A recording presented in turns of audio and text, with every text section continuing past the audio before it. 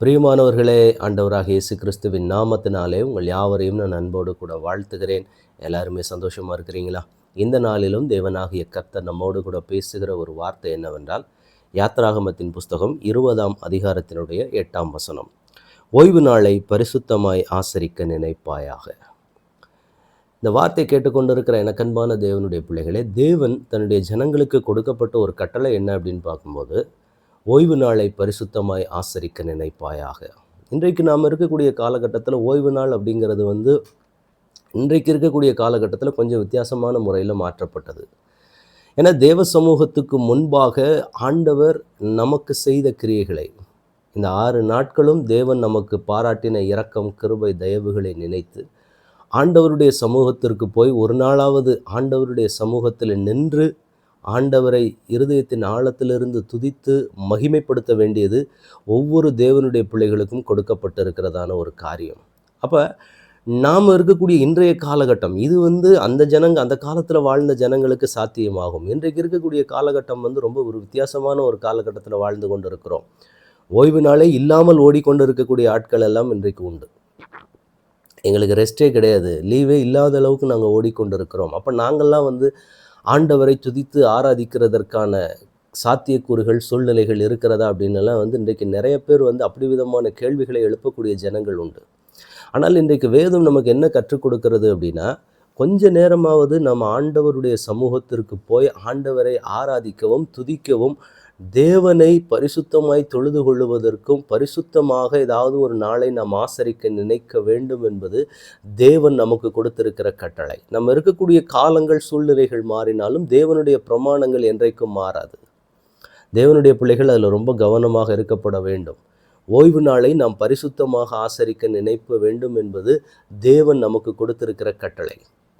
யாருக்குமே எனக்கு ரெஸ்ட்டே கிடையாது, கொஞ்ச நேரம் கூட எனக்கு ரெஸ்ட்டே இல்லாமல் 24/7 நம்ம ஓடிக்கொண்டே இருக்கிறபடி தேவன் யாரையும் இந்த பூமியில் வைக்கவில்லை. நமக்கு கிடைக்கக்கூடிய நேரங்களில் ஆண்டவருக்காக நான் இந்த நேரத்தை நான் ஒதுக்குகிறேன்.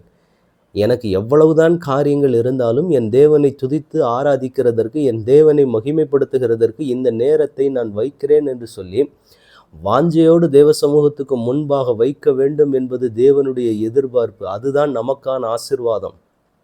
அதை விட்டுட்டு நமக்கு மற்ற காரியங்கள் எல்லாமே இருக்கலாம். தேவன் நமக்கு கொடுத்துருக்கிற உலக பிரகாரமான ஆசீர்வாதங்கள், நன்மைகள் எதுவாக இருந்தாலும் சரி, நிறைய பேர் அந்த ஆசீர்வாதங்கள் இதனால நமக்கு தடைப்பட்டு விடக்கூடாது. எதுக்காக நீங்கள் ஒரு மணி நேரம் 2 மணி நேரம் போய் தேவ சமூகத்தில் நின்று ஆலயத்துக்கு போய் ஆராதிக்கிறதுனால உங்களுக்கு கோடிக்கணக்கில் லாஸ் ஆகிரும் அப்படின்னு நினச்சிங்கன்னா, நீங்கள் ஆண்டவருடைய சமூகத்துக்கு போய் நின்று ஜெபித்து பாருங்கள். அதை விட பல மடங்கு ஆசீர்வாதத்தை உங்களுக்கு கொடுக்கறதற்கு அவர் போதுமானவராக இருக்கிறார். எனக்கன்பான தேவனுடைய பிள்ளைகளே, இன்றைக்கி நிறைய தேவ பிள்ளைகள் செய்கிற ஒரு காரியம் என்ன அப்படின்னு பார்க்கும்போது, கொஞ்ச நேரம் கூட ஆண்டவருடைய சமூகத்திலே ஒதுக்கி நாம் இன்றைக்கு ஆண்டவரை துதிக்கிறதற்கும் ஆராதிக்கிறதற்கும் நாம் பயன்படுத்துகிறதே கிடையாது. ஏன்னா எல்லாமே ரொம்ப பிஸி வேர்ல்டில் போயிட்டுருக்குறோம். அப்படிங்கிற ஒரு நிலைமைக்குள்ளே நம்ம மைண்டு நம்மளே மாற்றிக்கிட்டோம். இந்த நேரத்தில் போய் ஆண்டவருடைய போய் ஆராதிக்கிறதுக்கு ஒரு 2 வேலை செஞ்சோம்னா நமக்கு வருமானமாவது வருமே அப்படிங்கிற ஒரு மனநிலைக்கு இன்றைக்கு இருக்கிற தேவ பிள்ளைகள் விட்டார்கள். நன்றாக ஒரு காரியத்தை புரிந்து கொள்ள வேண்டும். ஆண்டவருடைய சமூகத்துக்கு போய் நாம் ஆராதித்து துதித்து ஆண்டவரை மகிழ்ந்து இவ்வளவு தூரத்துக்கு நம்மை நடத்தி வந்த தேவனுக்கு ஒரு 2 மணி நேரமாவது ஆண்டவருடைய சமூகத்தில் போய் நாம் நன்றி செலுத்த தவறுவோமானால் நிச்சயமாக தேவ பிள்ளைகள் புரிந்து கொள்ள வேண்டும், தேவன் ஏதாவது ஒரு இடத்துல நம்மிடத்தில் கணக்கு கேட்கிறவராக நிற்பார். அந்த நேரத்தை நம்மால் தாங்கிக் கொள்ள முடியாது. தேவனுடைய பிள்ளைகள் ரொம்ப கவனமாக இருக்கணும். இந்த காரியத்தில் தேவன் நமக்கு சொல்லுகிற ஒரு காரியம் என்னென்னு, ஏன்னா இது கட்டளையாக தேவன் நமக்கு கொடுத்திருக்கிற ஒன்று. ஒரு 2 மணி நேரத்தை ஒதுக்கி ஆண்டவருக்காக நான் போய் நின்று ஆண்டவருடைய சமூகத்தில் நின்று என்னை நடத்தி வந்த தேவனுக்கு நன்றி செலுத்திட்டு அதுக்கடுத்து நீங்கள் என்ன காரியங்களை பார்க்குறீங்களோ அதற்கு பின்பாக நீங்கள் தாராளமாக பார்க்கலாம். அதிலிருந்து எனக்கு அந்த நேரத்தில் நான் போய் நின்றுட்டேன்னா என்னுடைய வருமானங்கள் போய்விடுமே. நான் நிச்சயமாக ஆண்டவருடைய சமூகத்துக்கு நீங்கள் போவீங்க அப்படின்னா என்ன லாஸ் ஆகுதோ அதை ஆண்டவர் உங்களுக்கு திரும்ப கொடுக்கறதற்கு அவர் போதுமானவராக இருக்கிறார். அதனால் ஆண்டவருடைய சமூகத்திற்கு போய் ஆராதிக்கவும் துதிக்கவும் எந்த நேரத்திலையும் தேவ பிள்ளைகள் என்ன செய்யக்கூடாது அப்படின்னா விட்டு விலகாதிருப்பது நல்லது. ஏன்னா அது ஒரு ஆசீர்வாதம். அதுதான் உங்களை அடுத்த கட்ட ஆசீர்வாதத்துக்கு நேராக கொண்டு போகும். ஆனால் இன்றைக்கு சத்துரு எப்படி மக்களுடைய மென்டாலிட்டியை மாற்றிட்டான் அப்படின்னா, 2 மணி நேரம் அங்கே போய் சும்மா உட்காந்துருந்துட்டு வர்றதுக்கு நம்ம ஏதாவது வேலை செஞ்சோம்னா வருமானமாவது வருமே அப்படிங்கிற ஒரு மென்டாலிட்டிக்கு நேரம் இன்றைக்கு திருப்பி விட்டான் சத்துரு. நன்றாக புரிந்து கொள்ளணும் தேவ பிள்ளைகள். நாம் தேவனை துதித்து ஆராதித்து அவரை மகிமைப்படுத்தி அவருடைய பாதத்தில் தங்கி இருப்பது தான் ஒரு உண்மையான ஆசீர்வாதம் என்பது.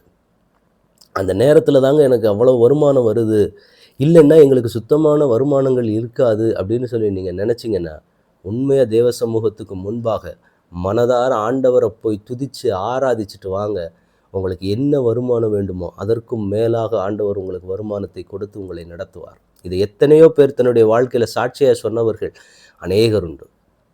அதனால் தேவனுடைய பிள்ளைகள் என்ன செய்யணும் அப்படின்னா, ஓய்வு நாள் ஆராதனைகளில் தயவு செய்து தவறாமல் நாம் கலந்து கொள்ள வேண்டும்.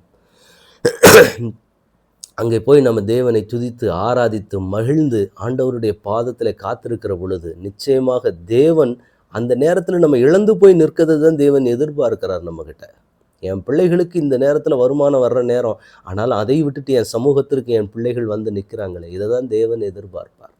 நான் ஃப்ரீயாக இருக்கிறேன் அதனால் வர்றாங்கிறத விட, எனக்கு இத்தனை சூழ்நிலைகள் இருக்குது, ஆனால் இதிலும் நான் ஆண்டவருடைய சமூகத்தில் வந்து நிற்கிறேன் அப்படின்னு நிற்கிறீங்க பார்த்தீங்களா, அதைத்தான் தேவன் நம்மிடத்தில் எதிர்பார்ப்பார். அந்த ஒரு அர்ப்பணிப்பு அதுதான் ஒரு ஆராதனையை அழகுபடுத்தும். உங்கள் வாழ்க்கையை ஜொலிக்க பண்ணுகிறது என்ன அப்படின்னா, நீங்கள் தேவனுக்காக எதை இழக்கிறீங்க, அதை தான் தேவன் நம்மிடத்தில் எதிர்பார்க்கிற காரியம். அப்போ இழந்து தேவ சமூகத்துக்கு முன்னாடி போய் நீங்கள் நிற்கும்போது நிச்சயமாய் ஆண்டவர் உங்களை கைவிடுகிற தேவன் அல்ல, அதற்கு ஏற்றதுக்கும் அதற்கும் மேலாக தேவன் உங்களுக்கு கொடுத்து உங்களை நடத்துகிற ஒரு தேவனை தான் நீங்களும் நானும் ஆராதித்து கொண்டு இருக்கிறோம். எனவே தேவ பிள்ளைகள் என்ன பண்ணணும் அப்படின்னா, மற்ற காரியங்கள் எல்லாம் முன்வைக்கிறத விட்டுட்டு ஓய்வு நாள் ஆராதனையில் கண்டிப்பாக ஞாயிற்றுக்கிழமை ஆராதனைகளில் நாம் கலந்து கொள்ள வேண்டியது அவசியம். உங்களுக்கு எப்படிப்பட்ட வேலைகளாக இருந்தாலும் சரி, ஒரு நாள் ஒரு 2 மணி நேரம், அதுக்கு பிறகு ஆராதனையை முடிச்சுட்டு நீங்கள் என்ன காரியத்தை பண்ணுறீங்களோ அதுக்கு பிறகு நீங்கள் போய் அதை பண்ணுங்கள். அதனால் ஒன்றும் உங்களுக்கு குறைய போவது கிடையாது. ஏன்னா தேவனுக்காக நீங்கள் விட்டு வருவீர்களானால் நிச்சயமாக அதற்கான பலனை தேவன் உங்களுக்கு கொடுக்கறதற்கு அவர் போதுமானவராக. இப்போ நம்ம ஜெபிக்கலாமா? தகப்பனே, உடைய கரத்தில் எங்களை முழுவதுமாக ஒப்புக் கொடுக்கிறோம். பரலோகத்தின் தேவன் எங்களுக்கு கொடுத்த நல்ல ஆலோசனைகளுக்காக ஸ்தோத்திரம். அப்பா, ஒவ்வொரு ஞாயிறு ஆராதனைகளையும் ஓய்வு நாள் ஆராதனையிலையும் தேவனாகிய கர்த்தரை துதிக்கவும் ஆராதிக்கவும் பாடவும் எங்களை கிருபை தாங்கப்பா. எங்களுக்கு மற்ற காரியங்கள் இருந்தாலும் எல்லாவற்றையும் ஒதுக்கி உங்கள் சமூகத்தில் வந்து நிற்க என் தேவன் கிருபை செய்வீராக. உடைய பிள்ளைகள் எதையெல்லாம் இழந்து உடைய ஆராதனைக்கு வந்து நிற்கிறார்களோ அதற்கும் மேலாக கொடுத்து நீர் அந்த பிள்ளைகளை ஆசீர்வதிக்க போகிற தயவுக்காக உமக்கு ஸ்தோத்திரம். கர்த்தருடைய கரம், கர்த்தருடைய பிரசன்னம் உடைய பிள்ளைகளை தாங்கி நடத்தட்டும். தடைகளை உடைங்க, சூழ்நிலைகளை மாற்றுங்க. இயேசு கிறிஸ்துவின் நாமத்தில் ஜெபம் கேளும் எங்கள் நல்ல பிதாவே. ஆமேன், ஆமேன், ஆமேன். God bless you.